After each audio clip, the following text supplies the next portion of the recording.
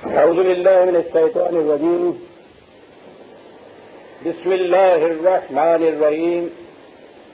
عزیزان ایمان، آج جولائی 1976 کی 11 تاریخ ہے اور درس قرآن کریم کا آغاز سورہ الانبیاء کی آیت 10 سے ہو رہا ہے. 21/10.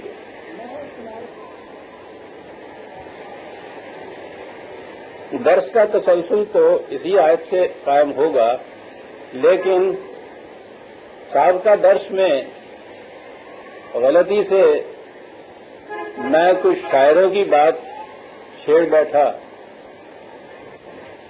تو سارا ہفتہ اسی کے متعلق استفسارات ہوتے رہے. وہ یہ تذکرہ ہی کچھ ایسا ہوتا ہے شعر و شاعری کا. اس میں آپ نے سنا ہوگا نا، ایک چیز ہوتی ہے داد، وہ جو نکل آتی ہے جس سے بڑی خارش ہوتی رہتی ہے. ذرا سی خارش کیجیے تو وہ پھر چھوڑتی نہیں، وہ چلتی ہے، پھر وہ آگے بڑھتی ہے. تو وہ جو سلسلہ آگے چلا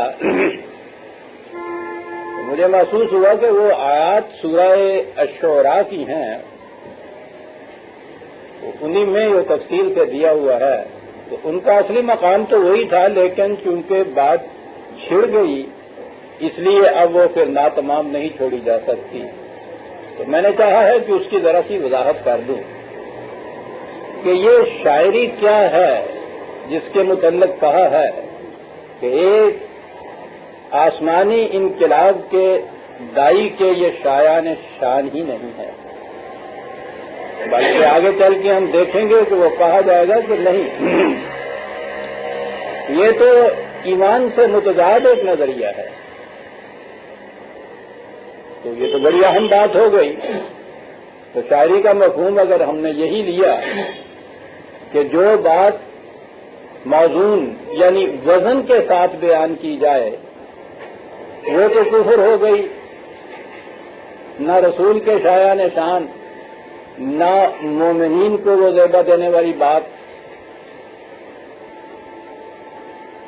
تو قرآن اتنا چھٹ دلا تو ہے نہیں کہ کوئی اپنے موضوع کو، اپنے ضمیر کو، اپنے خیالات کو، اپنی فکر کو، اپنے پیغام کو اگر وہ منظوم الفاظ میں ادا کر دے تو اسے جہنم میں بھیج دیا جائے. تو میں نے جاتے جاتے بات وہی چھڑ گئی تھی پچھلے درس کے آخر میں ہی. تو میں نے عرض کیا تھا کہ یہ بات پیرایہ بیان کی نہیں، یہ ایک نظریہ زندگی تھا اور ایک نظریہ زندگی ہے. اس زمانے میں اس کو شاعری سے تعبیر کیا کرتے تھے کہ وہ ہوتا ہی انہی کا نظریہ زندگی تھا. ایمان تو اس زمانے میں اس قوم میں تھا نہیں عربوں کے اندر. یہ تصور کے فالے نکالنے والے نجومی قرہ انداز یا اسی میں ان کے ہاں کے پرستش گاہوں میں بیٹھے ہوئے کاہن ساحر کہ انہیں الہام ہوتا ہے، یہ ایک تصور چلا آتا تھا قدیم زمانے سے. یونان کے زمانے سے وہ تصور تھا کہ میوز ایک دیوی ہے، اس کے ساتھ ان کا تعلق ہوتا ہے اور انہیں الہام ہوتا ہے. وہ ان چیزوں کو الہامی مانتے تھے.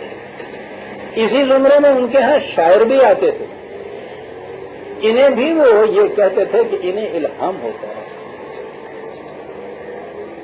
تو رسول نے جب دعویٰ کیا وحی کا تو انہوں نے سمجھا کہ یہ بھی اسی قبیل کی ایک چیز ہے جیسے اس سے پیشتر ان لوگوں کو یہ ہوتا تھا. اسی قسم کا الہام اسے ہوتا ہے. اس نے بھی اس نے اس کا نام وحی رکھ دیا ہے.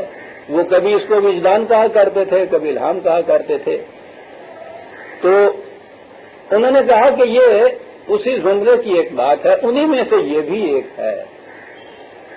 تو قرآن کو یہ ضرورت محسوس ہوئی کہ وہ بتایا کہ یہ غلط ہے. یہ جن کو تم نے گنا دیا ہے یہ ان میں سے نہیں ہے. بات یہ اس نے بتانی تھی کہ یہ ایک منفرد چیز ہے، یہ الگ شے ہے، بلکہ اس سے بالکل متضاد ہے. وہ جو یہ جتنے میں نے گنائے ہیں، یہ نجومی اور فال والے اور کاہن اور طاہر اور یہ مندروں والے سارے، ان کے متعلق اس نے یہ قرآن نے کہا، میں اس وقت اس الہام کی اور ان لوگوں کا یہ جو دعویٰ ہے الہام یا وجدانیت کا، اس کی سائنٹیفک تعبیر میں نہیں جانا چاہتا، یہ بات دوسری طرف چلی جائے گی۔ بہرحال یہ چیز اس زمانے بھی مانی جاتی تھی اور آج بھی مانی جاتی ہے۔ سڑکوں کے کنارے بیٹھے ہوئے ہوتے ہیں، ہاتھ دیے ہوئے ہوتے ہیں ان کے ہاتھ میں قسمتیں بتانے والے، یا اس کے بعد وہ طوطے ہوتے ہیں، طوطوں سے انسان کی قسمتیں پوچھی جاتی ہیں۔ تو اب بھی یہ چیز چلی آ رہی ہے، یہ جہالت کے زمانے کی چیز تھی۔ قرآن نے ان دونوں میں امتیاز پیدا کرنا تھا، اور اس کے لیے وہ ایک لفظ اس کے ہاں ایک اصطلاح ہے جسے وہ شیطان یا شیاطین کہتا ہے۔ انسان کے اپنے جذبات جو کسی حقیقت پر مبنی نہ ہو، صداقت پر مبنی نہ ہو، وہ انہیں شیطان کہتا ہے۔ یہ جتنے بھی اس قسم کے رہانات، یہ نجوم و کہانت وغیرہ ہیں، یہ ہوتی ہے انسان کے نفس غیر شعوری کی کار فرمائیاں، ان کانشیس مائنڈ کے اندر کی یہ چیزیں ہوتی ہیں۔ لیکن چونکہ کسی حقیقت اور صداقت پہ ان کا ایمان نہیں ہوتا، اس واسطے وہ چیزیں بجائے خیش کذب ہوتی ہیں، افتراء ہوتی ہیں۔ تو یہ جو چیز ہے اسے قرآن نے بیان کرنا، اور اسی ضمن میں ان کے ہاں چونکہ ان سب میں شاعروں کو زیادہ اہمیت حاصل تھی، ان کے ہاں یہ سوائے کعبے کے اور کوئی مندر ہی نہیں ہوتے تھے، کوئی پرستش گاہیں نہیں تھے، ان کے ہاں کہانت ہوتی تھی، قسمت کے لیے فائدہ نکالنے والے بھی موجود ہوتے تھے، لیکن اہمیت ان کے ہاں سب سے بڑی شعراء کو ہوتی تھی۔ اور انہوں نے نبی کے متعلق بھی یہ کہا، شاعر بھی کہا، کاہن بھی کہا، تردید کرتا گیا قرآن، انہوں نے شاعر بھی کہا، قرآن نے اس کی بھی تردید کر دی۔ حالانکہ اسلوب و بیان کے اعتبار سے قرآن کریم کے متعلق ان کے بڑے بڑے شعراء نے جب دیکھا تو انہوں نے کہا کہ یہ بلند درجے کی ایک شاعری ہے جس کی مثال ہم نہیں پیش کر سکتے۔ تو قرآن نے یہ بتایا کہ یہ نہیں، یہ اس کا شمار ان میں بھی نہیں ہو سکتا، شاعر کی کیفیت ہوتی ہے۔ تو سورہ شعراء 26ویں سورت ہے، وہاں سے بات یہ ہوتی ہے کہ وما تنزلت بہ الشیاطین، وہی ان شیاطین پہ نازل نہیں ہوتی۔ تو یہاں تو نفی کر دی نا کہ یہ بات اور ہے، یہ اور ہی قبیل کی چیز ہے جسے وحی کی کہا جاتا ہے۔ یہ جتنے یہ تم گنا رہے ہو ساحر و کاہن و شاعر اور نجومی، یہ جو دعویٰ کرتے ہیں اس قسم کا، یہ ایک بہکے ہوئے خیالات ہیں، قیاسات ہیں، جسے وجدان انہوں نے کہہ دیا ہے۔ یہ شیطان کا عمل ہوتا ہے، وہی ان پہ نازل نہیں ہوتی۔ اور یہ ہے جس 26ویں سورت ہے، یہ آیت جو میں نے پڑھی ہے 210 اس کی آیت ہے، اور آگے ہے 221 میں، اسی ضمن میں یہ بات چلی آ رہی ہے، هل انبئکم علی من تنزل الشیاطین، اور تمہیں بتائیں کہ یہ شیطان کن کی طرف الہام کیا کرتے ہیں۔ تنزل علی کل افاک اثیم، دو چیز، ایک تو یہ آگے ہے یلقون السمع واکثرهم کاذبون، یہ شیطانی الہامات جو ہیں یہ ان کی طرف ہوتے ہیں۔ پہلی چیز تو یہ ہے، یہ عجیب لفظ ہے یلقون السمع، جنہوں کہنے کنسوئیاں لیندے پھردے نے، سونگدے پھردے نے، یہ وہ چیز ہے۔ اچھا ہی ہوا آپ تجیب لے آئے یار، یہ چیز تو ہونے کی تھی۔ ان کی کیفیت یہ ہے، یہ کچھ کرتے ہیں اور پھر وہ اپنے دل سے باتیں گھڑتے ہیں، مضامین آفرینی ہوتی ہے اس کے بعد، اور یہ سارا جتنا بھی کچھ قصہ ہے افاق کے لیے افق ہوتا ہے، گھڑی ہوئی باتیں ہوتی ہیں، بنائی ہوئی باتیں ہوتی ہیں، حقیقت اس میں نہیں ہوتی، بلکہ بعض تو ان میں سے ہے کاذبون، وہ دانستہ جھوٹ بھی ساتھ بولتے ہیں۔ یعنی کچھ تو وہ ہیں کہ وہ جہالت کی بنا پہ کوئی چیزیں ان کا نفس غیر شعوری گھڑتا ہے اور وہ سمجھتے ہیں یہ الہام یا وجدان ہو رہا ہے، انٹیوشنل ہے۔ ایک تو وہ ہوتے ہیں، اور ایک وہ ہوتے ہیں کہ یہ ساری چیزیں یوں ہی قیاسی سنی سنائی ادھر ادھر سے لی، اور اس کے بعد پھر وہ دانستہ جھوٹ بول کے مرصع انداز سے لوگوں کے سامنے پیش کرتے ہیں۔ اور یہ سب کچھ کیا اس لیے جاتا ہے، ایک لفظ عزیزان من، اسیم، کہ انسان کے اندر عمل کی قوت مفقود ہو جائے، حرکت نہ رہے، جلوس طاری ہو جائے، سکون طاری ہو جائے، افیون دی جائے ان کو ساتھ. کیا بات ہے سر. آپ ایک ایک کو لے لیجیے عزیزان مان، قسمتیں بتانے والے. جاتا ہی وہ ہے کہ جو سمجھتا ہے کہ میری قسمت میرے ہاتھ میں نہیں ہے، میں خود اپنی قسمت نہیں بناتا. جاتا ہی وہ ہے جو ناکام ہوتا ہے اپنے کسی پروگرام میں. شکست خوردہ ہمیشہ جاتا ہے جو کامیاب ہوتا چلا جا رہا ہوتا ہے اپنے پروگرام کے اندر. وہ کبھی قسمت بتانے والے کے پاس جاتا ہی نہیں ہے. وہ کسی نجومی سے نہیں پوچھتا، کہیں سے سال نہیں لیتا. Nothing succeed like success. وہ تو بڑھتا چلا جاتا ہے، کامیابیاں اس کو خود راستے روشن کرتی چلی جاتی ہیں. جاتا ہی وہ ہے کہ جس میں قوت عمل مفقود ہو، افیون خالی ہو، اور وہ اس میں حرکت نہ ہو، اضمحلال ہو. اور یہ پھر اس اضمحلال کو، افسردگی کو اور تقویت دیتے ہیں. کوئی بات نہیں ہے، ہو جائے گا، لکھا ہوا ہے تیری قسمت میں، کوئی نہیں اس کو ٹال سکتا. تو جب یہ یقین ہو جائے کہ یہ کوئی ٹال ہی نہیں سکتا، یہ تو مل کے رہے گا، تو کچھ کرنے کی ضرورت ہی نہیں رہتی. کیفیت ان کی پھر یہ رہتی ہے کہ جی چاہتا ہے پھر وہی فرصت کے رات دن بیٹھے رہے تصور جانا کیے ہوئے. عظیم شاعری آپ دیکھیے گا، یعنی وہ جس معنی میں اس نے یہ چیز لی ہے. قرآن کریم نے کہا یہ چیز ہے، تم سوئیں لیتے پھرتے ہیں. کوئی جہالت کی بنا پر اس کو مضامین آفرینی کرتا ہے، کوئی سچ مچ اس میں گھڑتا ہے اپنے دل سے، جھوٹ بولتا ہے. اور ان سب کا مجموعی نتیجہ یہ ہوتا ہے کہ قوت عمل مفقود ہو جائے کاموں کو.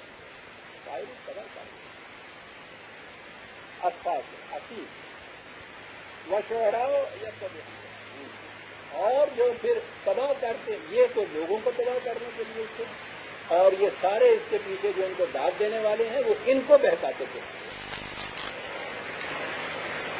ان کی یہ کیفیت ہوتی ہے، یہ ان کے زور کے اوپر ان کی شاعری چڑھتی ہے. کسی ایک مشاعرے میں کسی کو اس کو داد نہ دے، آپ دیکھیے وہیں دیا گل ہو جاتا ہے ان کا. پتہ کیفیت ان کی یہ ہے. اور چونکہ انہیں بھی انہوں نے قوت عمل اور حرکت سے محروم کیے ہوئے ہوتا ہے، ان کے دیے بجھائے ہوئے ہوتے ہیں. ان کی کیفیت یہ ہے کہ تعداد کے اعتبار سے لاکھوں، اس کو وہ بہکانے میں بہکاوا دے دیتے ہیں. اور کیفیت ٹڈی دل کی اٹھ کے جب اڑ کے جاتی ہیں تو دیکھتے ہیں کہ جتنی زندگی کی کہیں نمی، خوشحالی، سرسبزی تھی وہ بھی چٹ کر کے چلی جاتی ہیں. تباہ ہو جاتی ہیں وہ قومیں جو اس شاعری کے اندر گرفتار اور مبتلا ہوتی ہیں. وقت تو اگر میں تاریخ بتاؤں آپ کو کہ یہ شاعری نے کیا کچھ کیا قوموں کے ساتھ. اور اگلی بات یہ کہ الم ترى انہم فی کل واد یہیمون. کیفیت یہ کہ جھوٹی پیاس کا مریض یہ اونٹ، جھوٹی پیاس. جذبات کوئی سچے اس کے نہیں ہوتے ہیں، جھوٹے جذبات، جھوٹی پیاس. یعنی ساری عمر یہ عشق کا راگ گا رہے ہیں، محبوب بھی سب بھی، کوئی نہیں ہوتا ان کے ہاں. فی کل واد یہیمون. بات یہ ہے ساری پیاس.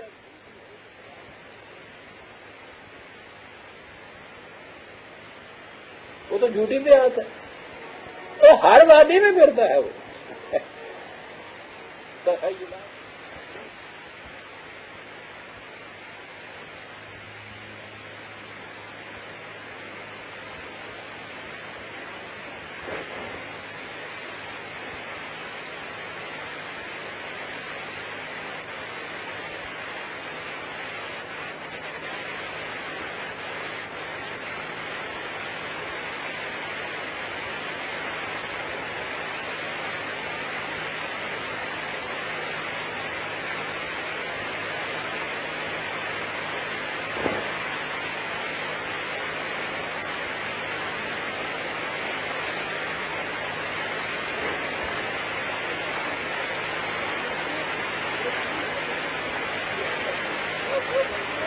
نظم میں کوئی چیز بیان کی جائے، اس میں ایک چیز ہے جس کی کچھ خصوصیات بتائی ہیں. جی اچھا، لیجیے شاعروں کی افسردگی اس میں حلال کا قصہ تھا. انہوں نے کہا کہ وہ بجلی کا وولٹیج جتنا اثر ہوتا ہے میری بندہ چیز ہے. اور اگر بہنوں کو 2000 شیئر سنا دی ہے تو ٹھپ ہی ہو جائے گا معاملہ. یوں کاموں کی حرکتیں مبدل باز میں حلال ہوتی ہیں. شاعری کے ذکر سے یہ کچھ ہو گیا جناب.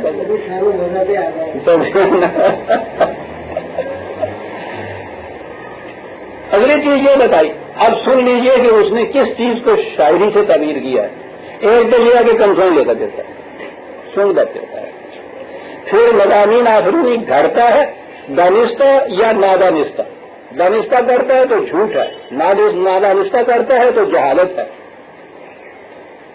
کوئی زندگی کا متعین نصب العین نہیں, کوئی پروگرام نہیں. یہ لوگ منہ اٹھایا چل پڑے, یہ بھی کرتا ہے. سمجھتا ہے یہ کہ یہ بڑی بلند درجے کی الہامی چیز ہے جو آتے ہیں غیب سے. یہ خیال آپ کے پاس غالب شریر خامہ نوائے سروش ہے جناب. ہاں ہم دوش جبریل اپنے آپ کو بتا رہا ہوتا ہے,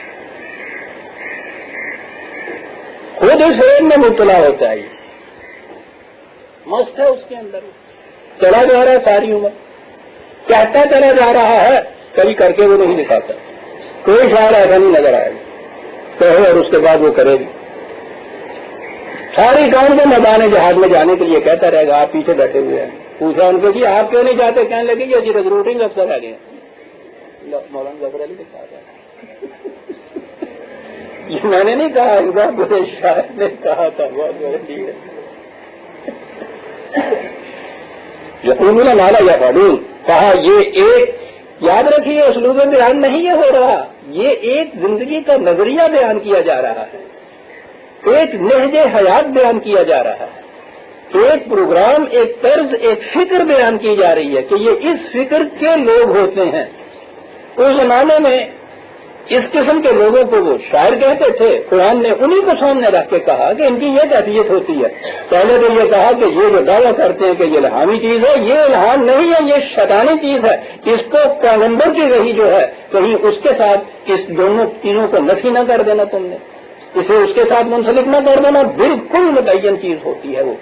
اور پیغمبر کی وحی تو ایک طرف, اس وحی کے ماننے والے. اس کے مقابلے میں کہا الا الذین آمنوا وعملوا الصالحات. یہ اللہ بڑے زور کا ہے. یہاں ہمارے ہاں چونکہ ان چیزوں کو یوں نہ غور کیا گیا, اب شاعروں کے اوپر مصیبت آ گئی. یہ ان کے سامنے جھٹ سے یہ آیت قرآن کی پیش کی جانے لگی.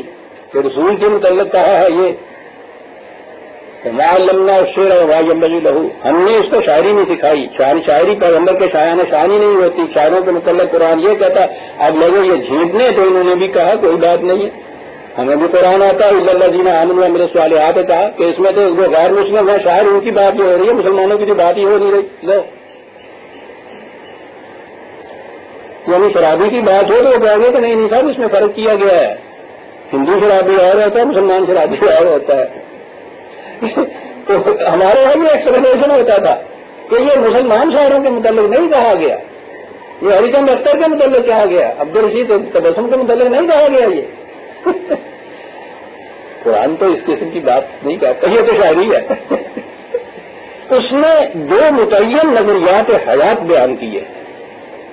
ایک تو یہ نظریہ زندگی, ایک یہ نہج حیات, اور اس کے بالکل برعکس متضاد الرحم نظریہ حیات ان کا جن کو مومن کہا جاتا ہے. یہ اللہ کے معنی یہ ہے کہ ان کا نہج زندگی نظریہ حیات نصب العین زندگی یہ نہیں ہوتا, ان لوگوں کا یہ نہیں ہوتا. یہ ہے اس اللہ کے معنی. مومن کا یہ نظریہ حیات نہیں ہوتا. وہ اپنی فکر کو, اپنے پیغام کو, اپنے خیالات کو نظم میں بھی کیوں نہ کرے. بات نظریہ حیات کی ہے کہ مومن کا یہ نہیں ہوتا. اس کی کیفیت کیا ہوتی ہے؟ عمل الصالحات. وہ وہاں تھا کہ وہ کہتے ہیں کرتے نہیں. پہلی چیز تو یہاں عالم کا کہ وہ فی کل وعدہ یمین کا کاٹ دیا. جب ایمان کے تو معنی ہیں کسی ایک نصب العین حیات کو مرکز زندگی. نصب العین کے معنی یہ ہے جہاں جا کے نگاہ ٹکے, ایک نقطہ جس پہ جا کے نگاہ ٹکے. اور ایک کی نہ ٹکے، نقطہ ایک ہو، 30 ملت ہے کہ وہی لا الہ۔ دیکھیے یہ شاعر اس کو بھی کہتے ہیں، ملت کس کو کہتے ہیں؟ اے لا الہ کہنے والے، ملت کسے کہتے ہیں؟ با ہزارہ چشم بودن یک نگاہ، لاکھوں ہزاروں آنکھوں کے باوجود یک نگہی، ایک نصب العین، ایک مرکز، اسے کہتے ہیں مومن، اسے کہتے ہیں ایمان والے، الذین آمنوا جسے قرآن نے کہا ہے۔ ایک نصب العین حیات کی کل وادن یہین کا قصہ ختم ہوا۔ آمن و ایمان جس چیز پہ لائے وہ سما نہیں، کمسوئی لوگوں کو نہیں، فکر و تدبر، غور و فکر، دلائل ابراہیم، سمجھ سوچ کے بعد کسی ایک لاقت کے اوپر دل اور دماغ کی کامل رضامندی سے یقین لے آنا، یہ ایمان ہوا صاحب۔ تو شاعری یہ کہاں ہوئی تھا؟ ان کی زندگی میں کبھی تضاد ہو ہی نہیں سکتا جس کے یہاں نسل العین حیات ایک ہو، اس کے بعد وہ دوسری چیز اللہ یقولون ما لا یفعلون کہا ہے، عمل الصالحات، جس چیز پہ یقین رکھتے ہیں وہ کر کے دکھاتے ہیں۔ وہاں کہا تھا عصیم اور سردگیاں، اضملال کہا یہ صالحات، یہ کیفیت، وہ اپنے آپ کو سنوارتے ہیں، معاشرے کو سنوارتے ہیں، حسن کائنات میں نکھار پیدا کرتے ہیں، یہ ان کے اعمال ہوتے ہیں۔ صاحب بیٹھے رہے تصور جانا چاہیے، یہ ان کا مسلک نہیں ہوتا۔ کیسے پھر وہ کیا کرتے ہیں؟ کرتے کیا ہیں؟ ذکر اللہ کثیر ہے، قوانین خداوندی کو ہمیشہ اپنے سامنے رکھنے ہیں۔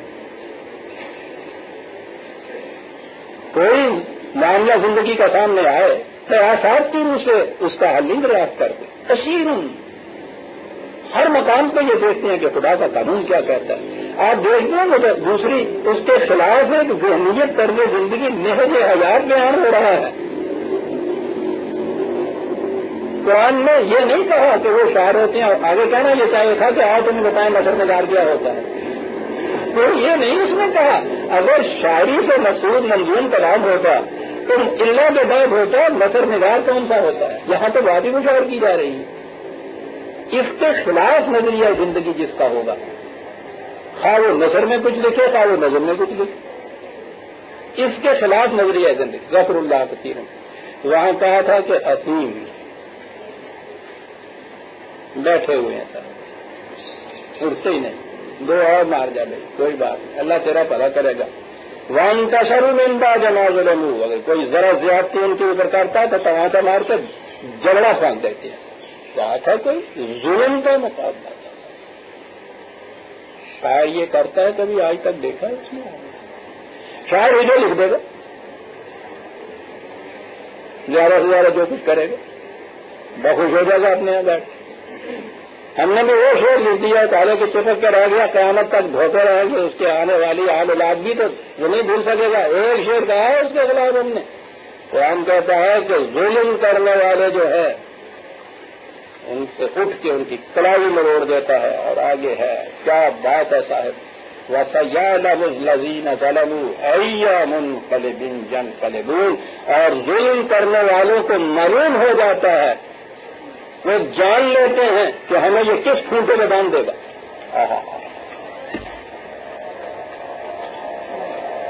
ہمارا ٹھکانہ کیا ہوگا، کہاں لے جائے گا ہم کو یہ۔ وہی میں نے کہا محاورہ جو ہمارے یہاں ہے، یہ کھوٹے میں باندھ دے گا، وہ جانتے ہیں ظلم والے۔ اسے کہتے ہیں جو شاعری کے دوسرے متضاد جو نظریہ زندگی یا طرز حیات بتایا قرآن نے، وہ یہ بتایا ہے ایمان، عمل صالحہ، خدا کے قانون کو ہر وقت سامنے رکھنا، ظالم کی کلائی میں توڑ دینا، ظلم کرنے والوں کو معلوم ہو کہ ان کے ہاتھوں سے ہمارا ٹھکانہ کیا ہوگا۔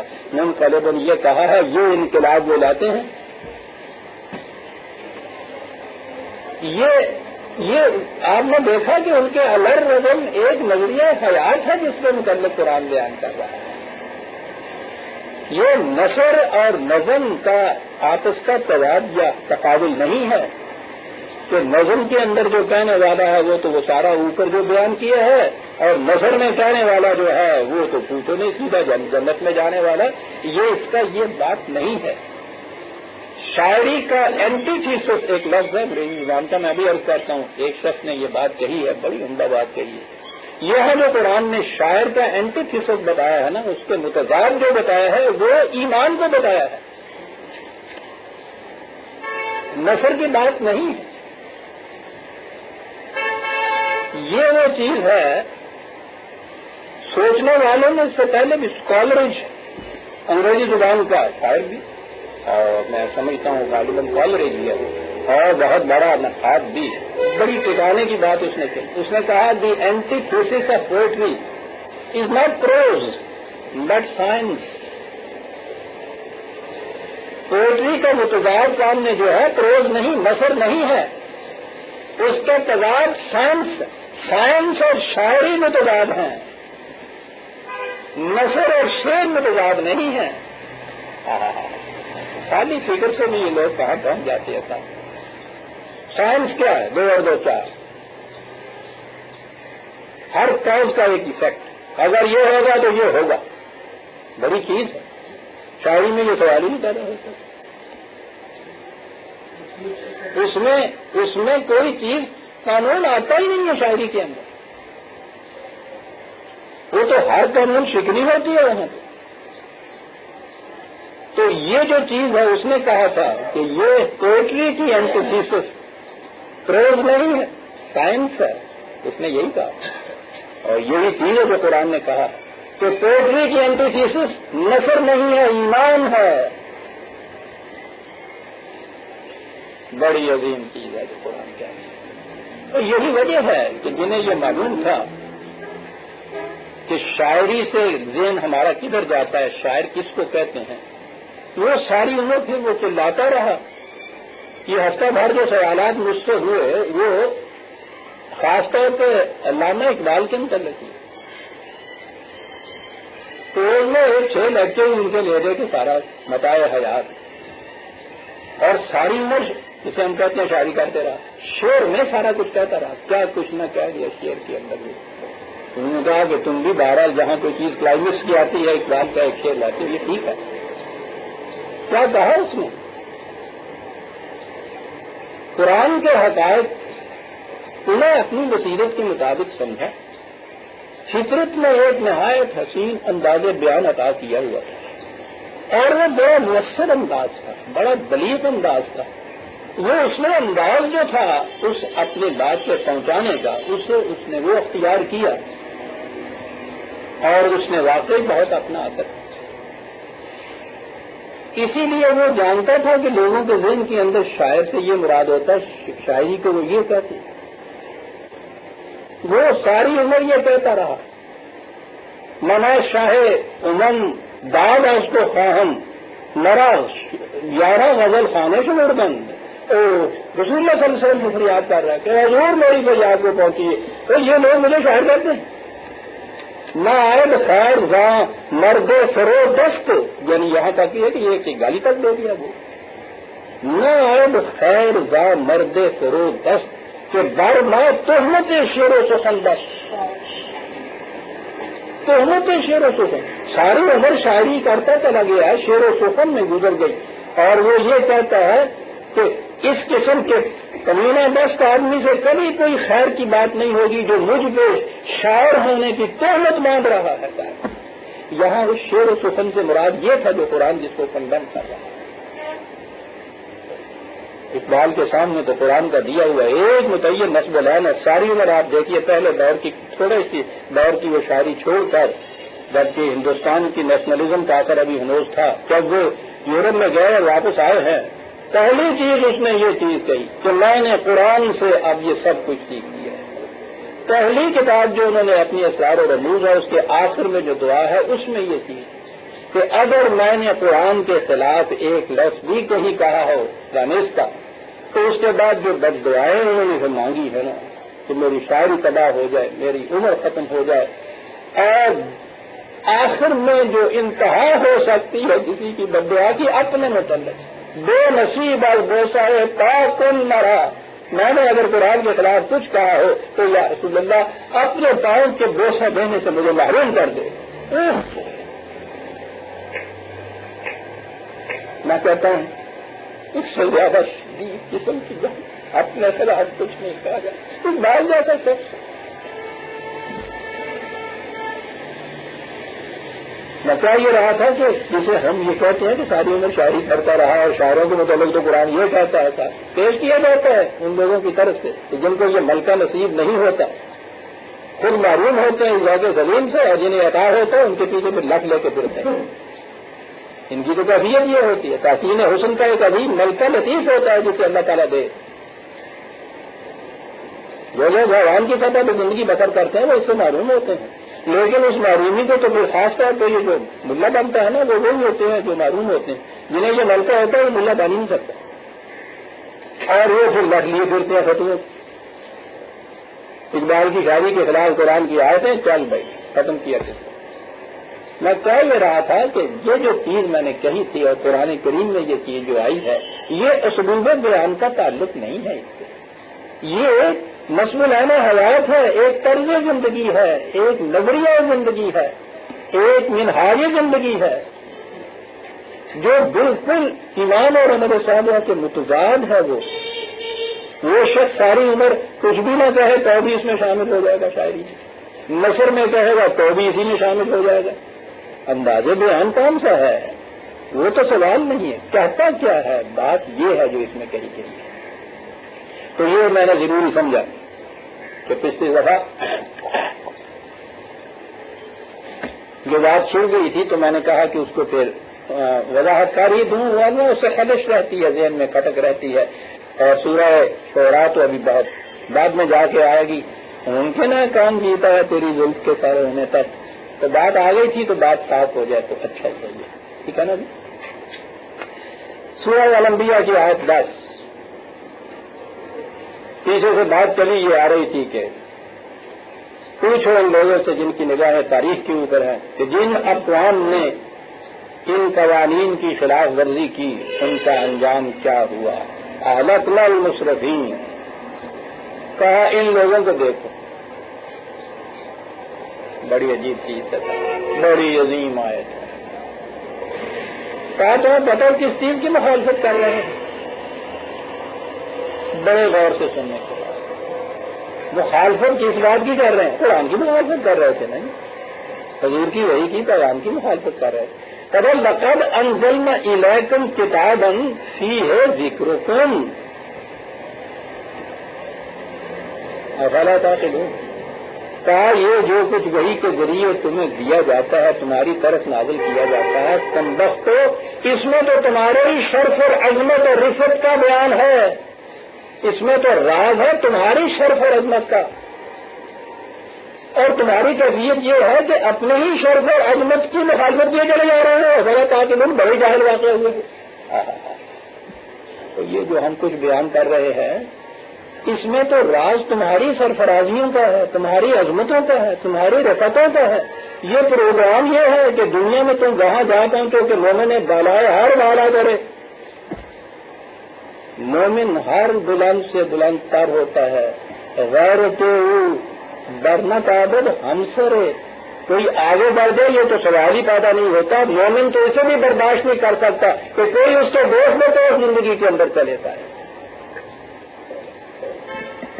کہتے ہیں دیوان من قرآن سے نہ ہم نے مقام آدم کو کبھی متعین کیا، ورنہ پتہ چلتا قرآن کہتا کیا ہے، کہاں لے جاتا ہے آدم اور پھر مقام مومن تو اس سے بھی کہیں آگے جاتا ہے. کہا انزلنا الیکم کتابا فیہ ذکرکم.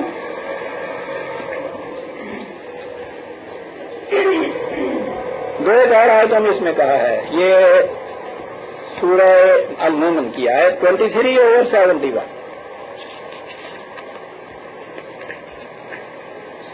بل اتیناہم بذکرہم فہم عن ذکرہم معرضون. بڑا انداز میں کہتا یہ دیکھیے ہم ان کی عزت و تکریم و شرف و رفعت کی باتیں کر رہے ہیں، ان سے ہم یہ چیزیں ان کو دے رہے ہیں، اور ان کی کیفیت یہ ہے کہ اپنی ہی عظمت و عزت سے راز برت رہے ہیں، سب روح فرمانی کر رہے ہیں. ملاملہ و فرمائیے تو اس سے زیادہ جاہل بھی کوئی ہوگا کہ کوئی شخص دوسرے کو عزت دینے، شرف بخشنے، تکریم و تعظیم کی متعلق بات کرے کہ یہ کرو تو یہ ہوگا، اور وہ اسے بروز کی راہیں نکالے، منہ پھیر کے چل جائے، راز برتے مخالفت کرتے. کہا غلط آپ ان سے پوچھو کہ اصل فکر بھی ہے تمہارے. یہ ہے 23 اور 70 نہیں 71 کہا یہ ان کی کیفیت ہے. ایک اور مقام پہ بھی ہے 43/44 45/44 وہاں دونوں کا ذکر. ہاں وَإِنَّهُ لَذِكْرٌ لَكَ وَلِقَوْمِكَ. اے رسول جو کچھ تمہیں یہ دیا جا رہا ہے اس میں تمہاری شرف اور عظمت کا راز پنہاں ہے. یہ تو لکا آیا ہے تو کون کہہ سکتے ہے کہ صاحب ہمیں سے کیا ٹھیک ہے تیرا خدا تمہیں یہ چیزیں دیتا ہے تیرے لیے تیرا ذکر جو ہے. ہمارے یہاں تو ذکر کے معنی میں وہ ذکر ہوتا ہے نا یا وہ ہوتا ہے تو مسجد میں ہوتا ہے جو رات کو مریضوں کو سونا نہیں دیتا. تو ذکر کے معنی عظمت اور شرف اور رفعت اور بلندیاں ہیں عربی زبان میں. کہا اس میں یہ ہے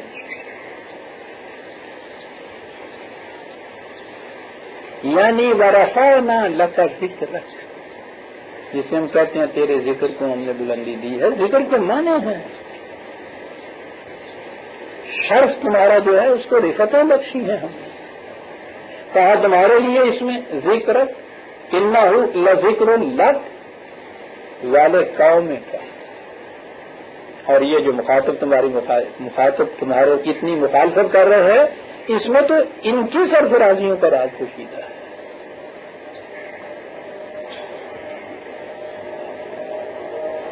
صافت سلوم ہے تو یہ بات عنقریب یہ چیز سامنے آ جائے گی نکلی جائے گی. عنقریب اتنی جلدی ہوا عزیزان من قوموں کی تاریخوں میں اتنے قلیل عرصے کے اندر اس قسم کی قوم اربوں جیسی جو شیر شکر خوردن و سوس مار وہ دکھتا ہے برداشی ایرانی ان کے خلاف تو یہ قوم یہ اٹھنیوں کا دودھ پینے والی گو یہ ہوتی ہے نا بڑے بڑے لمبے لمبے کانٹوں والی وہ گو جسے کہتے ہیں وہ بڑا سا چوہا سمجھ لیجیے جنگل کا. یہ کھانے والی ان کا دودھ پینے والی اس قوم کی کیفیت دیکھو یعنی یہ تھی اس قوم کی حالت. کھجوروں بھی نہیں کھجوروں کی گٹھلیوں کے ستو کے اوپر گزارا کرنے والی قوم وہ قوم اور صدیوں کا عرصہ نہیں عزیزان مان 10-20 سال سے بھی کم قوم کے عرصے کے اندر دنیا کی عظیم ترین تہذیبیں تھیں. ایران کی تہذیب اور روما کی تہذیب عزیزان من اس کی مثال نہیں تاریخ میں کہیں ملتی. ان دونوں تہذیبوں کو اپنے پاؤں تلے روک دیا اس قوم نے. دیکھا ہے تمہارے انزلنا الیکم کتابا فیہ ذکرکم اور آج تک تاریخ کے اوراق درخشاں ہیں ان کارناموں سے جو اس زمانے میں اس قوم نے سر انجام دیے جن کی طرف کہا یہ کتاب نازل کی جس میں تمہارا ذکر ہے. تو قرآن میں تو ہمارے ذہن میں تو یہی ہے نا کہ خدا کی یہ کتاب ہے خدا نے اپنے متعلق کچھ باتیں کی ہے اس کے اندر اپنی بات ہے اس کی جو کچھ بھی ہے باقی رہے یہ ہم لوگ ہمارے متعلق تو اس نے یہ کہہ دیا ہے اور وہ تو پھر آپ کو معلوم ہی ہے اس کا تو ترجمہ ہمارے یہاں ہوا کرتا ہے کہ ما خلقت الجن والانس الا لیعبدون. قرآن کہتا ہے جی ترجمے ہمارے یہاں یہ ہوا کرتے ہیں کہ ہم نے جن اور جن کو تو چھوڑ دیجیے انسانوں کو پیدا اس لیے کیا ہے کہ وہ ہماری پرستش کرتے رہا کریں. لوگ ہم نے اس لیے انہیں پیدا کیا ہماری بارگاہ میں آئیں ہماری شان میں قصیدے پڑھتے رہا کریں جھک کر درشی سلام کیا کریں. یعنی زندگی کا مقصد ہی ہے ما خلقت الجن الا لیعبدون بس اسی کے لیے. اس میں سے ہٹ کے یہ روٹی بھی کھانے پہ آ گئے وہی گناہ ہوگا کیونکہ جی ما خلقت الجن والانس الا لیعبدون. پھر اس کے بعد لگی تعویذیں ہونی کہ نہیں جی ایک مومن کی زندگی میں اس کا کھانا کھانا بھی عبادت ہی ہے پرستش ہے. لیکن یہ تصور دیکھیے کہ انسانوں کو پیدا کیا کہ وہ ہماری پرستش کرتے رہا کریں. پیدا اس لیے کیا کوئی شخص ہے نا کہ صاحب پیدا کرتے وقت تو آپ نے ہم سے پوچھا نہیں یا تو پوچھ لیا ہوتا کہ یہ مقصد ہے تمہارا دنیا میں بھیجنے کا. ابھی کرتے ہو اس سے متفق ہو ہم اتفاق کر دو بھیجو تو ٹھیک ہے ہم تو یہ کرتے پوچھا ہی نہیں ہم سے ہمیں تو پیدا کر دیا پیدا کر دیا اس لیے کہ صاحب کہ وہ ہماری پرستش کرتے رہے. اس مقصد کے لیے کیا پوچھتے ہو قرآن کو کہاں لے جاتا ہے؟ مقصد زندگی تمہارا جو ہے ذکر شرف انسانیت کی انتہائی بلندیوں پر پہنچانے کے لیے یہ کتاب ہم نے دی ہے. لیکن کیسے یہ پہنچو گے؟ یا بدون اگر اس کتاب کی اطاعت اختیار کرو گے، اس کی محکومیت اختیار کرو گے تو وہ ہوگا کیا؟ یعنی یہ نہیں ہے کہ اس سے کچھ خدا کی بڑائی ہو جائے گی.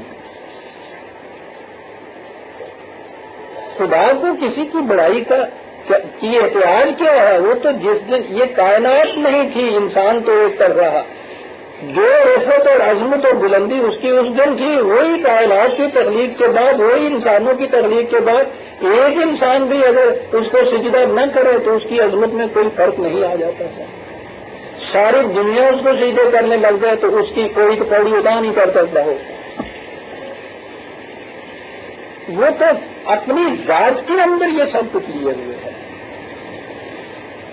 اس کو احتیاج ہی اس چیز کی نہیں ہے. جو ہم نے یہ بنا دیا ہے کہ اسے عرش کو بٹھایا اور آپ صاحب اس کے پرستش میں اس کی حضور میں جا کے اور وہ ہم نے سجدے شروع کر دیا، اور وہی جو عام ہمارے ہاں تصور ہے، گئے خدا کے حضور کھڑے ہو گئے الحمدللہ سب تعریفیں تیرے لیے ہیں، سب تعریف تیرے لیے. باتوں کے حضور میں جیسے قصیدے پڑے جاتے ہیں تصور ہم نے یہ کام کر دیا. کوئی مغل کا تصور نہیں، پرستش پوجا قصیدہ پانی بالکل نہیں. یہاں تو صورت یہ ہے انزلنا الیکم کتابا فیہ ذکرکم، اس میں ہماری بات کوئی نہیں ہے، اس میں تو تمہاری ہی بات ہے، اور بات وہ ہے جو تمہیں شرف اور عظمت کی بلندیوں پہ پہنچا ہے. تمہاری بات ہے اس کے اندر، ہماری بات نہیں ہے اس میں. یہی بات تھی جسے اس نے کہا تھا کہ محمد بھی تیرا، جبریل بھی، قرآن بھی تیرا، مگر یہ حرف شیری بتا ترجمہ تیرا ہے یا میرا؟ فی ہے ذکر کون، وہ کہہ رہا ہے اقبال میں کیا ہوتا ہے؟ اقبال تو یہاں سے کرتا ہے. یہ ٹھیک ہے میرا ایمان ہے کہ محمد بھی جبریل بھی قرآن بھی تیرا، تیری یہ ایمان ہے کہ یہ تیرا ہے. نہ محمد کا بنایا ہوا ہے، نہ محمد کی ذات ہی خود کچھ اس نے دعویٰ کر دیا تھا، نہ جبریل نے یہ بات کہ یہ کہیں لے جانا تھا اس کو وہ دے دیا جا کے یہودی پر کچھ نہیں. ایمان ہے میرا یہ سب کچھ تیرا. بات میں اتنی پوچھنا چاہتا ہوں یہ سب کچھ کے بعد، مگر یہ حرف شیریں یہ بتا ترجمہ تیرا ہے یا میرا؟ فی ہے ذکر کون.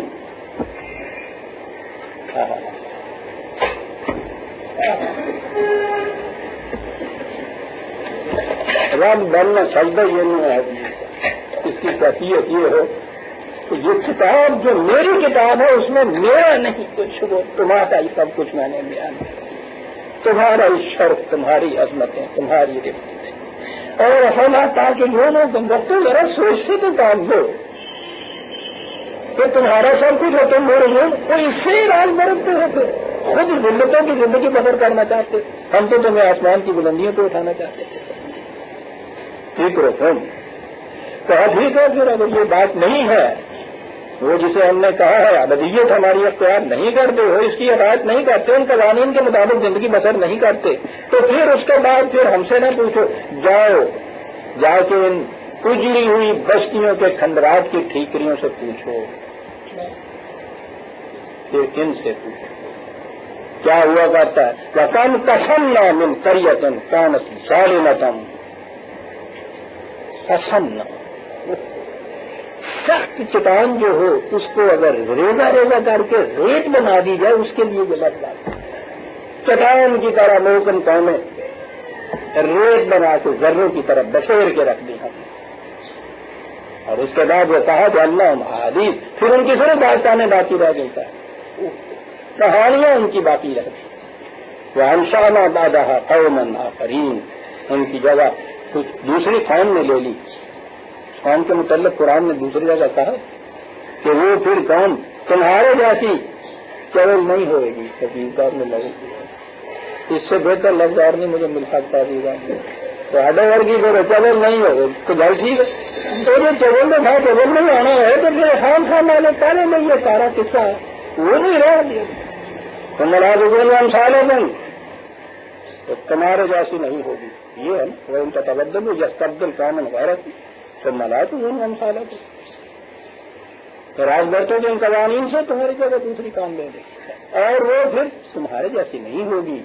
تو تمہیں خیال ہو یہ کتاب ہماری ہی جیسی اگر بدلنا ہے تو پھر ہمیں کیوں نہ رہنے. لازمین ہم سالوں انشان آبادہ قوما آخرین.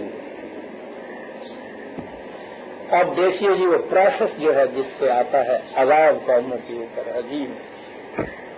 پھر دیکھ لیجئے کہ ہمارا ذکر نہیں تو اور کس کا ذکر کرتا ہے.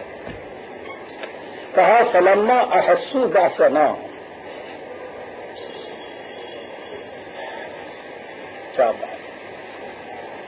قرآن بتاتا یہ ہے کہ قوموں کی تباہیاں جو ہیں یہ یوں ہی اوور نائٹ نہیں آ جاتی,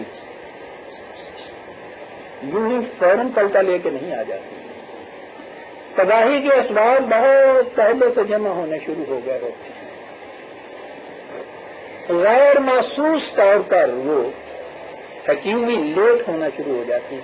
انگریزی کا جو لفظ حکیمی لیٹی ریفرٹ جسے کہتے ہیں, آہستہ آہستہ تباہیوں کی چیزوں کا جمع ہوتے چلے جانا.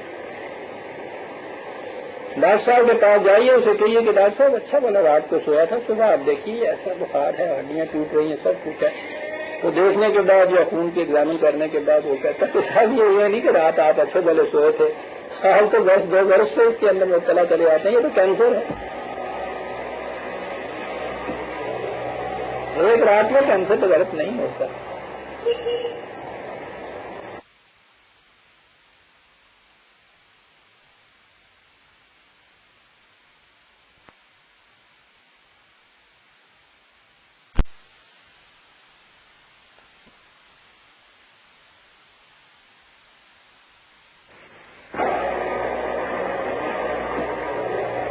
ایک رات میں کینسر تو غلط نہیں ہوتا,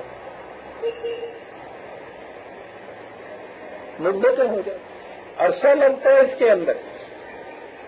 اسی لیے اس نے بار بار قرآن نے کہا ہے جو حاصل تم اپنا ٹیسٹ کراتے رہا کرو خون کا وقتاً فوقتاً, کیا کام کراتے رہا کرو. وہ اس لیے کہ یہ جو تباہی ہے وہ پہلے ہی دن محسوس نہیں ہو جاتی. 2 آیتیں اور بھی ہمارے سامنے آتی.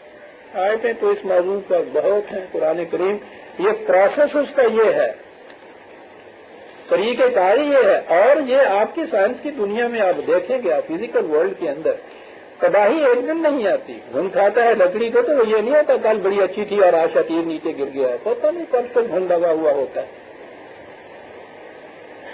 7/182 7/182 کیا لفظ ایسا ہے. والذین کذبوا بآیاتنا, جو جھٹلاتا ہے ان قوانین کو کہ نہیں ظاہر سو آ گیا ہے, اس کے خلاف کرنے سے کیا ہو جاتا ہے, بددیانتی سے کیا بنتا ہے, یہ بے ایمانی سے کیا ہوتا ہے, یا جھوٹ سے کیا بنتا ہے, ظلم کا کیا ہے, پنپتے چلے جاتے ہیں. کہا سنستدرجہم, لفظ دیکھیے صاحب, بولیے اس لفظ کو, آپ جلدی اس لفظ کا تلفظ ادا نہیں کر سکتے. معنوی اعتبار سے بھی اس کے معنی ہے درجہ بدرجہ, سیڑھی بسیڑھی, قدم بقدم, تدریجن لے جانا. اور لفظ یہ ہے زبان عربی, وہ کہتا یہ ہے کہ یوں تدریجن, درجہ بدرجہ, منزل بمنزل, قدم قدم یوں چلتا ہے تباہی کی طرف. سنستدرجہم من حیث لا یعلمون, ان راستوں سے جو ان کی عقل و فکر میں بھی نہیں. 7/182 ہے یہ آیت. ایک اور آیت لے لیجیے. اس لیے عزیزان من قرآن نے کہتا ہے, قرآن کہتا ہے کہ اپنے معاشرے کی, اپنے نظام کی, اپنی ذات کی کا احتساب خیش کرتے ہیں. یہ جسے آج کیا کب کہتے ہیں, یہ بڑا ہی ضروری ہے. یہ کیا کب عزیزان من, وہ جو کہتے ہیں نا کہ وہ تطبیق کی تشخیص شروع میں مشکل ہوتی ہے, علاج بڑا آسان ہوتا ہے, اور آخر میں تشخیص بڑی آسان ہوتی ہے, علاج بڑا مشکل ہو جاتا ہے. تباہی اس طرح سے آتی ہے. 16/26 میں ہے اب مکر الذین من قبلہم, اس سے ان سے پہلے بھی قومیں آتی تھیں, خود ڈال کر فریب دینا چاہتی تھی. کیا ہوا ہے فَأَتَلَّهُ بُنْيَانَهُمْ مِنَ الْقَوَاعِدِ فَخَرَّ عَلَيْهِمُ السَّقْفُ مِنْ فَوْقِهِمْ. اور یہ نہیں ہوا جو انہوں نے دیکھا تو چھت میں کچھ دریڑیں پڑ گئی تھی، کچھ درزیں پڑ گئی تھی، ایسا ہوتا تو گھر سے پتہ چل جاتا، بنیادیں کھوکھلی ہو رہی تھیں. تو ایک دن پھر ہوا یہ کہ اچھی بڑی دیواریں نظر آ رہی تھی، اچھی بڑی چھت نظر آ رہی تھی، نیچے جو وہ بنیادیں تھیں وہ اتنی کھوکھلی ہوئی کہ وہ جو متزلزل ہوئی تو اپنی چھت کے نیچے آ کے تباہ ہو گئی. قومیں یوں تباہ ہوتی ہیں، اپنی ہی چھت کے بوجھ سے نیچے آ کے تباہ ہو جاتی ہیں. اور کس طرح سے من حیث لا یشعرون، اس انداز و طریق سے کہ ان کی اپنے شعور میں بھی یہ بات نہیں تھی کہ یہ جتنے بھی صاحب اقتدار ہوتے ہیں انہوں نے اپنی دانست میں تباہیوں کے راستے ایسے بند کر لیے ہوتے ہیں کہ وہ مطمئن ہوتے ہیں کہ نہیں صاحب تباہی آ نہیں سکتی، ہم نے سب راستے بند کر دیے. جہاں ذرا سا تھوڑا سا امکان بھی ہو کسی خدشے کا وہاں بھی وہ راستہ بند کر دیتے ہیں. مرضی اوور ایکٹنگ ہوتی ہے اس میں تو اطمینان ہوتا ہے کہ من حیث لا یشعرون، ان راستوں سے پھر تباہی آتی ہے جو تمہارے شعور میں بھی نہیں تھا. یہاں ہے وہ لفظ جہاں میں پھر آیا فلما احسوا باسنا، احسوا، جب وہ غیر محسوس اور غیر مزید تباہی جو تھی محسوس شکل میں سامنے آئی، احسوا، تو کیا ہوا پھر اذا هم منها يركضون، تو وہ لگے بھاگنے، پھر وہاں سے لگے بھاگنے وہاں سے. یرکضون رکض ہوتا ہے کسی چیز فوری کسی خطرے کو دیکھ کر بھڑک اٹھنا اور اس سے حواس باختہ ہو کر بھاگنا جو ہے. کہا یہ فوری تو سامنے نہیں آیا تھا. فلما احسوا باسنا، غیر محسوس طور پر تو پتہ نہیں کب سے چلا آ رہا تھا، جب وہ محسوس طور پہ سامنے آیا تو لگے بھاگنے. وہ محاکات ہے عزیزان من، محاکات کہتے ہیں ایک نقشہ کھینچ دینا سامنے، پورے کی پوری تصویر منظر کشی کہتے ہیں. کہتے ہیں یہ اٹھے بد حواس بھاگے، پیچھے سے ہمارے قانون مقافات نے آواز دی لا ترکضوا، مت بھاگو، بھاگ کے کہیں نہیں جا سکتے.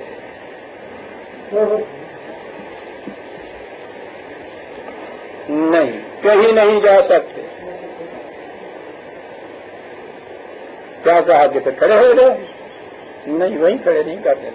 وَارْجِعُوا إِلَىٰ مَا أُتْرِفْتُمْ فِيهِ وَمَسَاكِنِكُمْ، چلو لوٹ کے انہی بڑے بڑے شاہی محلات کے اندر، انہی اقتدار کی کرسیوں کے اندر جہاں بیٹھ کر تم نے اس قدر ظلم اور استبداد سے کرم باندھی، وہاں واپس چلو، وہاں موقع پہ چلو، وہاں تمہارا مقدمہ ہو، چلو واپس وہاں چلو. پھر وہاں کیا کیا جائے گا جسے کہتے ہیں نا پوچھ گچھ، لعلکم تسألون، تاکہ وہاں تم سے پوچھا جائے کہ یہ کس کی محنت کا صدقہ تھا جو سارا کچھ تم نے بنایا ہوا تھا. وہاں چلو. دیکھا محاکات کسے کہتے ہیں، دیکھا مال نامہ کیا ہوتا ہے، وہاں چلو تاکہ پوچھا جائے تم سے کہ یہ جتنی بھی یہاں نارنگیاں نظر آتی ہیں کن کے خون کی یہ سرخیاں تھیں، کن کی ہڈیوں کا چونا تھا جن سے یہ اس قدر تمہارے دیدہ سے محلات تعمیر ہوئے. چلو تاکہ تم سے پوچھا جائے. بڑا عجیب لفظ ہے یہ پوچھا جائے والی بات. تو قرآن کریم میں بڑے مقامات وہ جو ہے وہیں ثم لتسألن یومئذ عن النعیم، وہاں وہ یہ ہے 102/8 نعیم، وہ ساری آسائشیں، زیبائشیں، آرائشیں جو تم نے یہاں بنا جمع کی ہوئی تھی لتسألن، ان کے متعلق پوچھا جائے. یہ پوچھا جائے والی بات عزیزان من بڑی عجیب ہے. یہ پولیٹیکل سائنس میں جسے ہم ساورینٹی کہتے ہیں نا، اقتدار مطلق اس کا ترجمہ ہمارے ہاں کیا گیا ہے، لیکن ساورینٹی لفظ ہے اس کے لیے انگریزی میں بھی ساورن اسٹیٹ کہتے ہیں. ترجمہ عام ہے جو خود مختار ہے. ایک ساورینٹی جو ہے، اب یہ جو چیز ہے نا کہ ساورینٹی کس کو حاصل ہے، ملوکیت کے زمانے میں بہرحال ایک فرد ہوتا تھا، اس کو کہتے تھے، ڈکٹیٹرشپ میں بھی وہ اس کو کہتے ہیں، ڈیموکریسی کے زمانے کے اندر افراد کے جو نمائندے ہیں ان کو کہتے ہیں، وہی آخری اتھارٹی جس کا ترجمہ یوں کر لیجیے نا سمجھنے کے لیے۔ اور اب یہ جو دور چلا ہے، یہ ایک جھکڑ چلا ہے روس کی طرف وغیرہ سے، تو اس میں عوام کے متعلق کہا جاتا ہے کہ ان کو یہ حاصل ہے ساورینٹی۔ تو وہ انسانوں کے اندر اندر ہی یہ پھرتی ہے، کوئی شکل اس بھی کیوں نہ رکھ دی جائے۔ اس کی پہلے دیکھیے پولیٹیکل سائنس میں اس کی ڈیفینیشن کیا ہے۔ جیکوا میریٹم نے لکھا ہے دا مین اینڈ دی اسٹیٹ، وہ لکھتا ہے the power to do all things without accountability, یہ اقتدار کہ جو کچھ جی میں آیا نہ کرو، کوئی مجھ سے پوچھنے والا نہ ہو، اس کو کہتے ہیں ساورینٹی۔ اکاؤنٹیبلٹی نہ ہو جانا، یہ ہوتا ہے اکاؤنٹیبل ٹو، یہ ہماری کانسٹیٹیوشن میں بھی ہوتا ہے، the minister is accountable to the chief minister and the chief minister to the prime minister and the prime minister to the president, یا جیسا بھی اس میں رکھا، اور ٹو دی پارلیمنٹ اکاؤنٹیبل۔ یہ اس کے حساب انہوں نے اس کا دینا ہوتا ہے، اس ذمہ داری جو ہے وہ اس کے متعلق جا کے بتانا ہوتا ہے، وہ اس سے پوچھ سکتا ہے یہ اس سے۔ اور سورن آخری اتھارٹی وہ ہوتی ہے کہ وداؤٹ اکاؤنٹیبلٹی، اس کے اوپر کوئی ایسا نہ ہو جو اس سے پوچھ سکے کہ تم نے ایسا کیوں کیا تھا، یہ ہوتی ہے جی سورینٹی۔ میں نے کہا کہ انسانی نظام سیاست میں یہ جتنے بھی پیکر بدلے، سورینٹی کسی نہ کسی شکل میں انسانوں کے پاس ہے۔ قرآن نے دیا ایک نظام سیاست، کہا کرتے ہیں صاحب اسلامی نظام سیاست کیا ہے، اسلام کا سیاسی نظام کیا ہے، کیا ہے کیا ہے؟ سن لیا آپ نے کہ ساورینٹی کس کو کہتے ہیں؟ یہی صورت ہے۔ میں اس وقت ہوں آیت 13 پہ، آیت 23 پہ آ جائیے، 4 لفظ ہیں جی، لا یسأل عما یفعل، کوئی بھی ایسا نہیں ہے کائنات میں کہ جو کچھ وہ کرے اس کے متعلق ہم اس کو نہ کہیں کہ تم اکاؤنٹیبل، کوئی ایسا نہیں ہے اس کائنات کے اندر کہ جس کی یہ کیفیت ہو جو یہ سمجھے کہ مجھ سے نہیں پوچھا جائے گا۔ لا یسأل عما یفعل، کوئی ایسا نہیں ہے۔ وَهُمْ يُسْأَلُونَ، سے معاف رکھیے گا، میں نے ترجمہ دوسری طرف کہا، وَهُمْ يُسْأَلُونَ، جتنے بھی ہیں کائنات میں ان سب سے پوچھا جائے گا۔ لا یسأل عما یفعل، صرف خدا کی ذات ایسی ہے کہ جو وہ کرے اس سے کوئی پوچھنے والا نہیں کہ تو نے کیوں کیا۔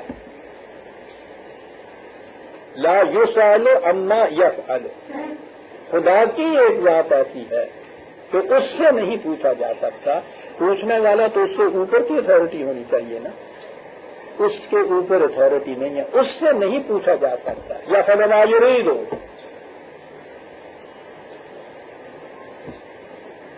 وہ اپنے ارادے سے جو چاہتا تھا اس سے نہیں پوچھا جا سکتا۔ وَهُمْ يُسْأَلُونَ، اور اس کے علاوہ جو کوئی بھی ہے انہیں حساب دے رہا ہے، ان سے پوچھا جا سکے گا۔ طے کر دیا قرآن نے صاحب یہی مسئلہ کہ ساورینٹی جو ہے، جو الفاظ ہمارے ہیں بلانگس ٹو اللہ، الفاظ ہیں، کچھ ہم جا کے مسجدوں میں دوہرا لیتے ہیں، کچھ ایوان حکومت میں جا کے دوہرا لیتے ہیں، الفاظ ہیں۔ اب جو بتا دیا کہ ساورینٹی بلانگس ٹو اللہ، تو وہ سمپلی پھنس گئی حلق میں، کرا کیا؟ And he has delegated these powers to these representatives of the Imam. اس نے اپنا یہ جو اختیار مطلق ساورینٹی ہے اس نے تفویض کر دیا ہے، ہاں آج بندہ کھولا اچھا کل میں کوئی نہیں، تفویض کر دیا ہے اس نے۔ جو اپنی کوئی پاور دوسرے کو ڈیلیگیٹ کر دیتا ہے تو خود تو اس پاور سے محروم ہو جاتا ہے نا، اس وقت کے لیے پاور کے لیے واپس نہ لے لے، تو وہ یہ جو اختیار مطلق ہے ساورینٹی کا کہ پوچھ نہیں سکتا تھا تو اس کا ہی بلانگ ٹو اللہ، لیکن اس نے ہمیں تفویض کر دیا صاحب، اور آپ بیٹھ گئے ہوتے چونکنا تفویض کر دیا نا۔ کیا باتیں ہیں اسلامی مملکت میں، یہ اتنا سا ٹکڑا سمجھانے کے لیے عزیزان من پھر وہ میں والی بات آ جاتی ہے. مجھے شاید 20 برس لگ گئی یہ کہتے ہوئے. تو وعدہ وہ اپنے اختیارات تفویض کسی کو نہیں کرتا، وہ پھر معروم ہو جاتا ہے. وہ کہتا یہ ہے کہ لا یسأل عما یفعل، ہم سے کوئی نہیں پوچھ سکتا. وہم یسألون، تم سے پوچھا جا سکتا ہے. تو اگر اس نے سورینٹی تمہیں دے دی ہوئی ہے تو پھر پوچھا کیسے جا سکتا ہے؟ یہ نیابت یا تفویض کا تصور بڑا غلط ہے. یہ دھوکہ دے رہا ہے انسان اپنے آپ کو یا دوسری دنیا کو. اس کے بارے سیکولر والے ٹھیک ہے، کھلے بندوں کہتے ہیں کہ ٹھیک ہے سورینٹی جو ہے اسٹیٹ کی ہوتی ہے، اسٹیٹ کے ریپرزینٹیٹو ہوتے ہیں، وہ ایکسرسائز کرتے ہیں، ٹھیک ہے بات. لیکن یہ جو اب ان کے ہاں وہ مذہب کے گلے میں آ کے پھنستا ہے. دین تو ہے نا، دین میں تو سیدھی سی بات. دین کی بات تھی جو پاکستان کے مماد نے کہا تھا، جس نے اقبال سے یہ تلمیذ جو تھی اقبال کی، اس سے سیکھا تھا قرآن اس شخص نے، قائد اعظم نے. میں ذاتی طور پہ عزیزان من اس کا گواہ ہوں، 10 سال تک ان کے ساتھ رہا ہوں. یہ تھی انہوں نے جب یہ بات کہی تھی، اتنی عظیم بات ہے کسی کے تصور میں نہیں آ سکتی. قائد اعظم نے حیدرآباد میں جو یہ کہا تھا کہ اسلامی مملکت کا اختصاص انفرادیت انڈیویجویلٹی اس میں ہے کہ اس میں اختیارات مطلق خدا کو حاصل ہوتے ہیں، لیکن ان اختیارات پر عمل کیا جاتا ہے اس کے کتاب کی روح سے. کس قدر پریکٹیکیبل تھا یہ شخص. دیکھا آپ نے، میں نظری اور عقیدے کی بات نہیں رہنے تھی کہ ساورنٹی بلانگ ٹو اللہ، تو یہ بات ابھی جو کچھ کریے ڈیلیگیٹڈ ٹو اس، اس نے کہا قتل نہیں. یہ اسی کی ہے، حق کے حکومت صرف اس کو حاصل ہے. اب سوال یہ ہے کہ خدا تو یہ ایک نظری سا عقیدہ ہے، عالم بالا پہ ہے، وہ تو خود حکومت کرنے کے لیے آتا نہیں ہے. عقیدے کے لحاظ سے آپ یہ کہہ دیجئے تو اس کے بعد پھر خوش ہو جائیے اور جو جی میں کرتے رہیے صاحب، وہ تو منفرد تو وہی ہے.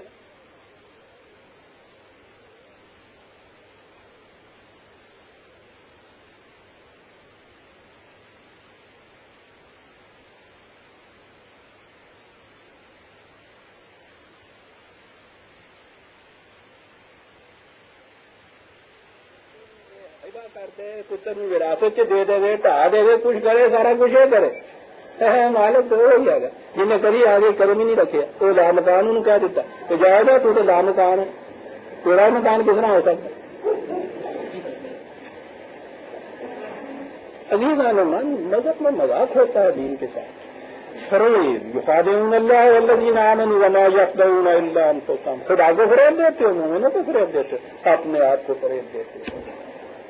یہی وہ معاشی نظام میں انہوں نے فریب کا کہ یہ سارا کچھ خدا کو بلانگ کرتا. ہمارے تو وہی حقیقی ہے، میرے پاس تو یہ امانت ہے، شامل ہو جاتا ہے. اور امانت جو ہے وہ امین ٹوٹ کے رہ جانا ہوتی ہے. نظام سیاسی کے اندر کہ ٹھیک ہے صاحب اختیار مطلب کا ساورینٹی بلانگس ٹو اللہ، اس نے تفویض کر دیا ہمیں. بالکل وہی چیز اسے اس نے امانت دے دی تھی، اس کو تفویض کر دیا. اب جو جیوے کرتا رہے، ان سے اوپر پوچھنے والا وہ تھا، اس نے کر دی تفویض. چلیے صاحب راوی ایپ لکھتا ہے، کہتا یہ ہے، یہ آیت عزیزان من یہ ہے 21/23 عظیم آیت. لا یسأل عما یفعل، صرف اس کی ذات ایسی ہے کہ جو کچھ وہ کرے اس سے نہیں پوچھا جا سکتا. وہم یسألون، اور جو بھی ہے ہم میں سب آ جاتا ہے، ان سے پوچھا جا سکتا ہے، اکاؤنٹیبلٹی. یہی تھی ڈیفینیشن پوچھا گیا تھا حضرت عمر رضی اللہ تعالیٰ عنہ کہ حکومت اور خلافت میں فرق کیا ہے. آپ نے کہا تھا کہ میں تو یہی سمجھتا ہوں کہ خلافت کی صورت یہ ہے کہ پوچھا جائے گا مجھ سے کہ کہاں سے لیا اور کہاں کس کو دیا. کیا بات تھی ان لوگوں کی جنہوں نے قرآن سے نظریے تصورات سیکھے تھے. ذہن یوں تھا، 4 لفظ ہوتے تھے جس میں یہ بات کر جاتے تھے. تو میں تو یہ سمجھاؤں کہ خلافت یہ ہے کہ مجھ سے پوچھا جائے گا کہ کہاں سے لیا تھا اور کسے لیا. مجھ سے پوچھا جائے گا، میں اکاؤنٹیبل ہوں. ساورینٹی مجھے اس اعتبار سے حاصل نہیں ہے، مجھ سے پوچھا جائے گا کہاں سے لیا، کہاں دیا. اتنی سی بات عزیزہ ہے، یہ قرآن نے کہا کہ ثم لتسألن یومئذ عن النعیم، تم سے پوچھیں گے اس دن سے یہ ساری آسائشیں اور زبائشیں اور یہ نمال یہ سارا کیسے حاصل کیا تھا، کس طرح اس کی تقسیم کی گئی، پوچھیں گے۔ یہاں وہی کہا کہ وہ بھاگیں گے اور ہمارا قانون مکافات پیچھے سے یہ آواز دے گا لا ترکضوا، کھڑے ہو جاؤ مت بھاگو۔ کتنی قوت ہوگی اس پیچھے سے پکارنے والے کی صاحب، ورنہ وہ جو آگے بھاگ رہا ہے اس کو اور تیز بھاگنا چاہیے، اس کے بعد بھاگ نہیں سکتے۔ ورجعوا الی ما اترفتم فیہ، یہ ترستم کیا لفظ ہے، تیرے سے دوسروں کی کمائی کے اوپر عیش کی زندگی بسر کرنا، اس کے معنی یہ ہے پوچھا جائے چلو واپس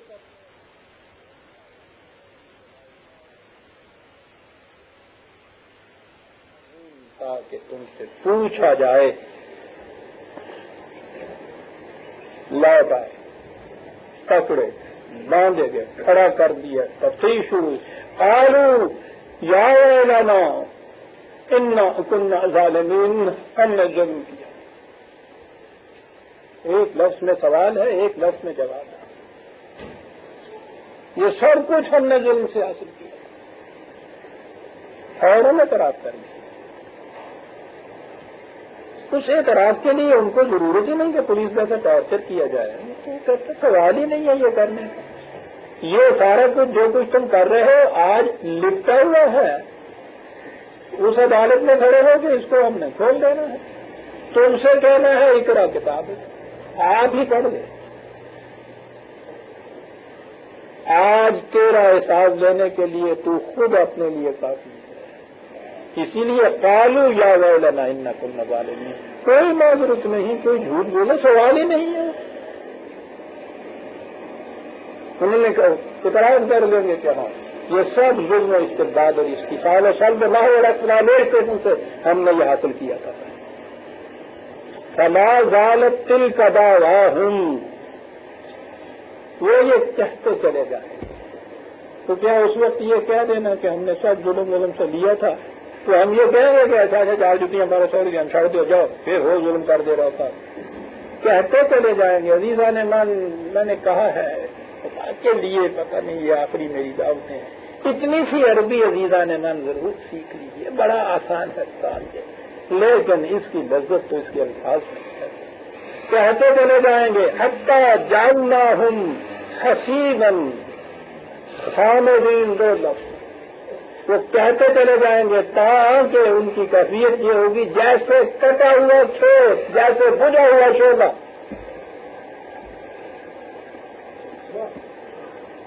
اگر شاعری نام ہے کسی چیز کو محاذات میں یوں ادا کرنے کا عزیزان ایمان کے کم از کم الفاظ میں پوری سی پوری حقیقت جو سامنے آ جائے، بتائیے کہ اس سے بڑی شاعری کیا ہوگی۔ وہ کہتے چلے جائیں گے یہ کہ ہم نے ظلم کیا، وہ وقت تو ختم ہو گیا نا، جب یہ بڑی طور پہ سامنے آ جاتا ہے عذاب تو توبہ کا تو وقت ختم ہو جاتا ہے۔ حتی جعلناہم حصیدا خامدین، کہ پھر وہ قومیں کٹا ہوا کھیت نہیں، کچا ہی کھیت کو کٹے ہوئے کھیت کی طرح، بجھے ہوئے شعلے کی طرح راکھ رہ گئی ہے۔ چرے ہے کھیت کبھی جا کے دیکھو تو ہم پتہ لگے، یہ صرف اسی پنڈ والے جاننے پوری کیفیت کی ہوں ہے اس کے کھیت کہ بجھا ہے شعلہ راکھ، مسلمان نہیں راکھ کا، بجھے عشق کی آگ اندھیر ہے، مسلمان نہیں راکھ کا ڈھیر ہے، خامدین راکھ کا۔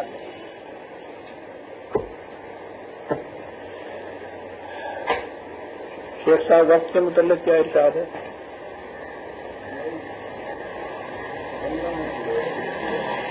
تو ٹھیک ہو گیا وقت، 10 منٹ آؤ۔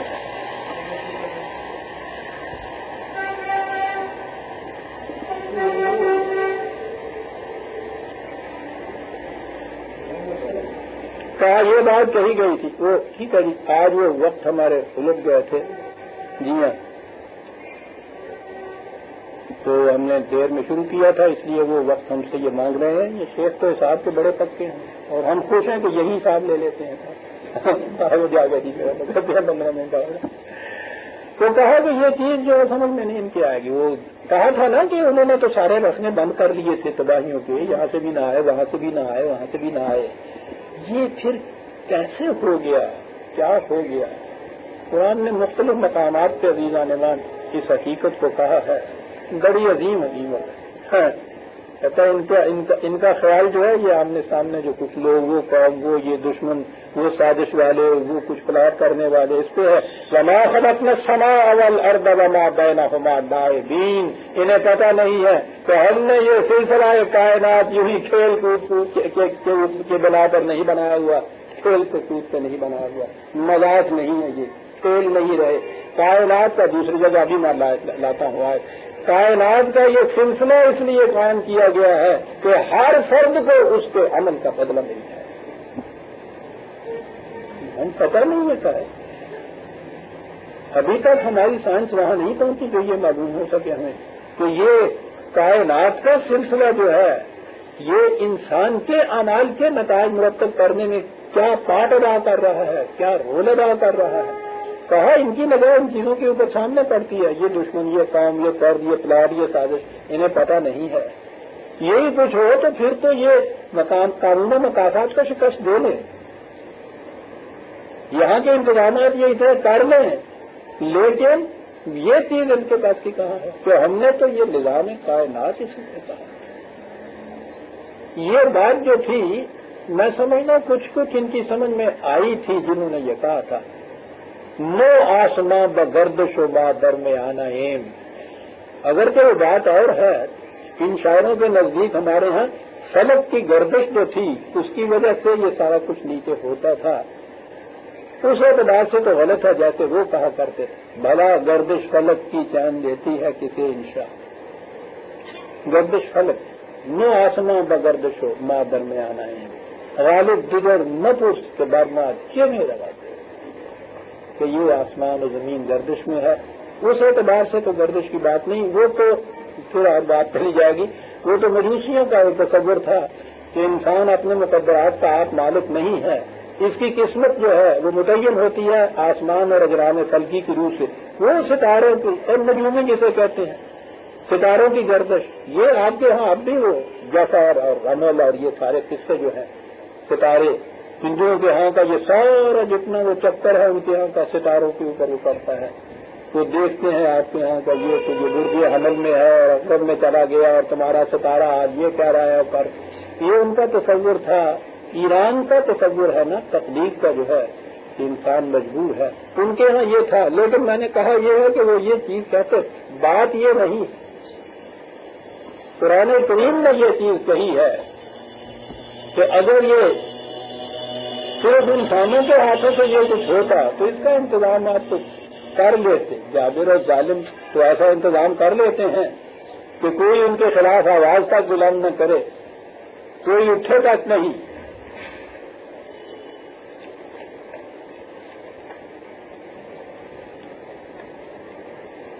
(45/22) 45/42 بڑی وضاحت سے بات کی. وَخَلَقَ اللَّهُ السَّمَاوَاتِ وَالْأَرْضَ بِالْحَقِّ.